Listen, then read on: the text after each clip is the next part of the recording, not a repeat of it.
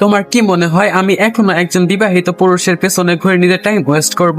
কথাটা শুনে ইয়াত রূপসাকে চমকে দিয়ে বলে উঠলো, তুই যে তাক তাক তাকতে रहना, तेरे बक बक सुनते रहना, काम काज सब भूलने गया, तेरे पीछे पीछे चलते रहना, ये तो है waste of time, love is a waste of time, प्यार फेयर waste of time, love is waste of time. গানটা শুনে রূপসা মাথা করে পড়ে যাওয়ার মতো অবস্থা। ইয়াদের কণ্ঠ কাকের চাইতো খারাপ। হিন্দি না বুঝলেও love is a waste of time এতটুকু ভালোই বুঝতে পেরেছে রূপসা। রূপসা বাঁকা চোখে ইয়াদের দিকে তাকানোর সাথে সাথে ইয়াদ রূপসা মাথায় চাপার মেরে বলল, কিরে কাছি কিছু বুঝতে পারলি? রূপসা মাথায় হাত দিয়ে চোখ কটমট করে ইয়াদের দিকে তাকায়। 7 মাসের বড় হলে কি তাকে এভাবে চাপড় মারবে? ইয়াদ মুখ বাঁকিয়ে বলল, চোখ নিচে নামা নইলে আরেকটা খাবি তুই। ইয়াদ তাকাতে রূপসা একটা ঢোক গেলে বলল, তুমি এখানে কেন এসেছো ভাই?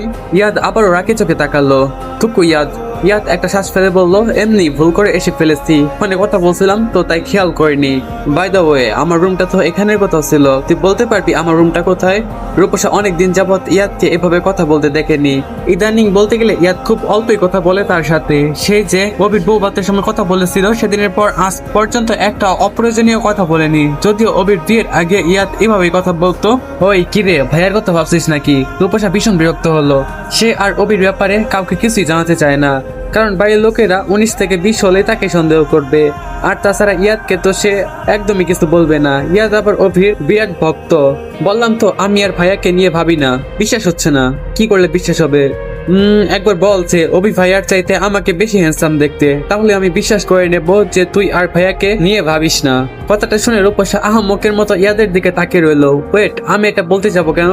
ইয়াদ বাঁকা এসে বলল, আচ্ছা ভাবি সিঁড়ি থেকে পড়ে গেল কিভাবে বলতো? আমার মনে হচ্ছে এর পিছনে নিশ্চয়ই কারো না কারো হাত আছে। রূপসা একটা শুষ্ক ঢোক গিলে ইয়াদের দিকে তাকাতে ইয়াদ মিষ্টি আসলো। তারপর দরজার দিকে এগিয়ে গিয়ে পেছনে তাকিয়ে বলল, আমি বরং ভাইয়াকে এই বিষয়ে খোঁজ নিতে বলি, কি বলিস? রূপসা 2 পা সামনে এগিয়ে এসে বলল, আরে অভি এখন বউকে নিয়ে অনেক ব্যস্ত আছে, তার মধ্যে তুই গিয়ে অহেতুক তাকে পেরেশান করিস না তো। আরে আমি নিজের চোখে দেখেছি মেয়েটা লাফিয়ে লাফিয়ে সিঁড়ি দিয়ে বিয়ে নামছিল, আর ওইভাবে নামতে গিয়ে পড়ে গেছে। ইয়াত আঙুল উঁচিয়ে বলল, সেটা তুই বরং প্রত্যক্ষদর্শী হিসেবে ভাইয়াকে বলিস কেমন? রূপসা একটা ঢোক গিলে বলল, আমি বলছিলাম কি, তুমি অফিস থেকে সত্যি দেখতে অনেক সুন্দর, বেশি হ্যান্ডসাম। ইয়াত ভ্রুকুসকে ঘুরে তাকিয়ে বলল, কি বললি শুনতে পাইনি।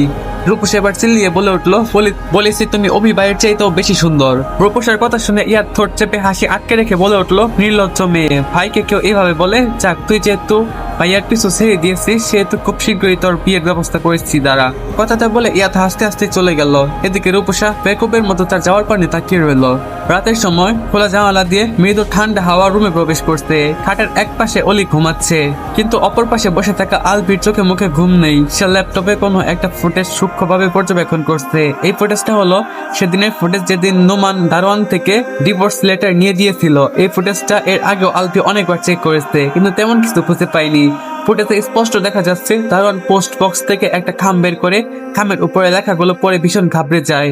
এরপর আশেপাশে তাকিয়ে নিজের জায়গা গিয়ে বসে। তার ঠিক 2 ঘন্টা পরেই নোমান এসে তার থেকে খামটা নিয়ে চলে যায়। আলবি দারোয়ানকে এই ব্যাপারে জিজ্ঞেস করেছে। তার কথা ছিল, আমি প্রতিদিনের মতো খবরের কাগজ নেওয়ার উদ্দেশ্যে বক্স চেক করতে সেদিন গিয়ে একটা চিঠি পাই। চিঠির খামের উপরে লেখা ছিল, খামটা নিয়ে চুপচাপ বসে থাকুন, একজন লোক এসে খামটা চাওয়া মাত্রই তাকে দিয়ে দেবেন। কথার বড় খেলা ফলে আমাকে কাজ থেকে বাদ দিয়ে দেওয়া হবে। লেখাটা পরে আমি ভেবেছি এটা খুব গুরুত্বপূর্ণ একটা চিঠি, তাই কথা মতোই আমি একটা লোক আসা মাত্রই খামটা লোকটাকে দিয়ে দিয়েছিলাম।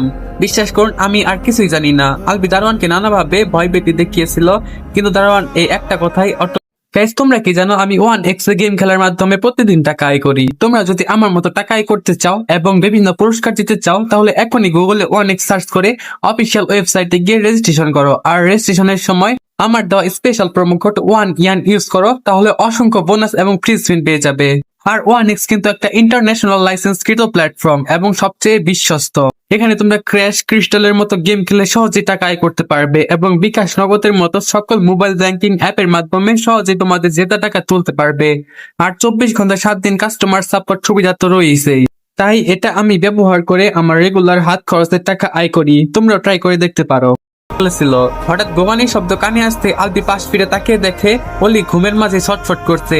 আলবি দ্রুত অলির দিকে ঝুঁকে মাথায় হাত বুলিয়ে দিয়ে ফিসফিসিয়ে বলে, হানিবি, এই কি হয়েছে? আমি এখানে আছি তো, ভয় পেও না। অলি ঘুমের পরেই বাম হাত দিয়ে আলবির পরনের শার্ট খামচে ধরে। আলবি অলির কপালে নিজের ঠোঁট ছুঁয়ে এক হাতে আলতো করে অলিকে জড়িয়ে ধরে। তোর এই অবস্থার জন্য দায়ী প্রত্যেককে আমি সর্বোচ্চ শাস্তি দেবো হানিবি, অবশ্যই দেব। 2 দিন পর ঘড়িতে এখন 3টা ছুঁই। অলি পার্সোনাল নার্স সাইমা কিছুক্ষণ আগে অলির মাথায় পানি দিয়ে তার পুরো শরীর মুছে দিয়েছে। সাইমা মেয়েটার বয়স 25-এর কাছাকাছি হবে। অলি শুনেছে তার নাকি কিছুদিন আগে বিয়ে হয়েছে, আর এদিকে অলি 15 বছর বয়সে মা হয়ে বসে আছে। যদিও তাকে এখনো কেউ মা বলে ডাকে না, তবুও সে মাতৃত্বের সাথে অনুভব করতে পারে। আলবি খাবার এনে অলিকে খাইয়ে দিয়েছে। সাইমা খাইয়ে দিতে চাইলেও অলি কেবল আলবির হাতে খাবার খাবে বলে জেদ করে, আর আলবিও দ্বিমত না করে অলিকে যত্ন করে খাইয়ে দেয়। এরই মাঝে আলবির ফোনে একটা কল আসে। আলবি কলটা রিসিভ না করে অলিকে পুরোটা খাবার খাইয়ে দিল, তারপর হাত ধুয়ে এসে কলটা রিসিভ করলো। অপর পাশ থেকে কিছু একটা শুনে সে উচ্চস্বরে বলে উঠলো, হোয়াট? অপর পাশ থেকে আলবিকে আরো কিছু বলা হলো। সে উত্তরে বলল, ওকে আমি আসছি, আমি এক্ষুনি আসছি।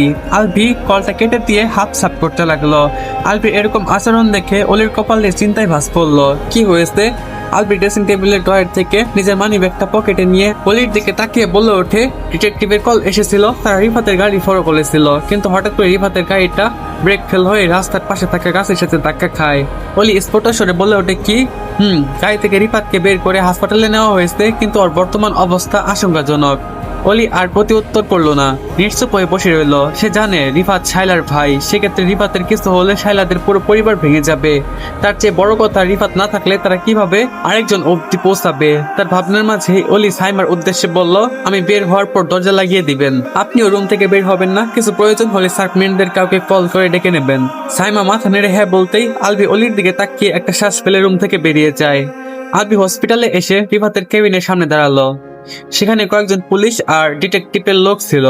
আলবি তাদের উদ্দেশ্য করে জিজ্ঞেস করে, ওর এখন কি অবস্থা? অবস্থা ভালো নয়, অ্যাক্সিডেন্টের ফলে মাথার অংশ পুরোটাই ড্যামেজ হয়ে গেছে।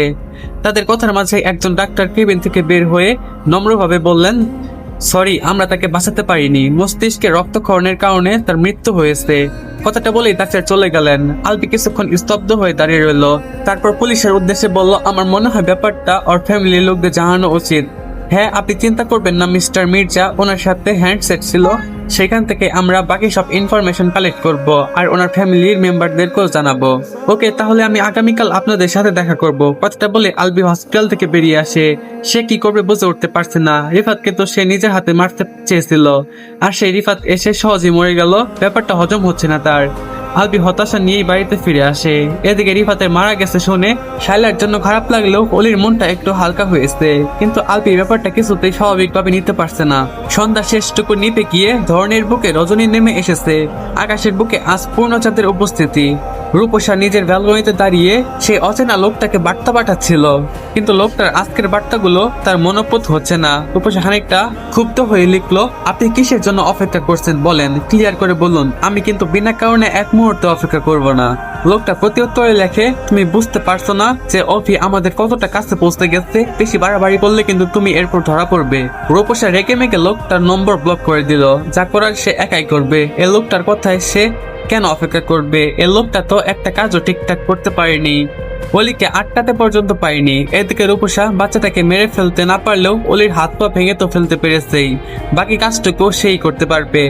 পরের দিন দুপুরের দিকে রূপসা ক্লাস করছিল।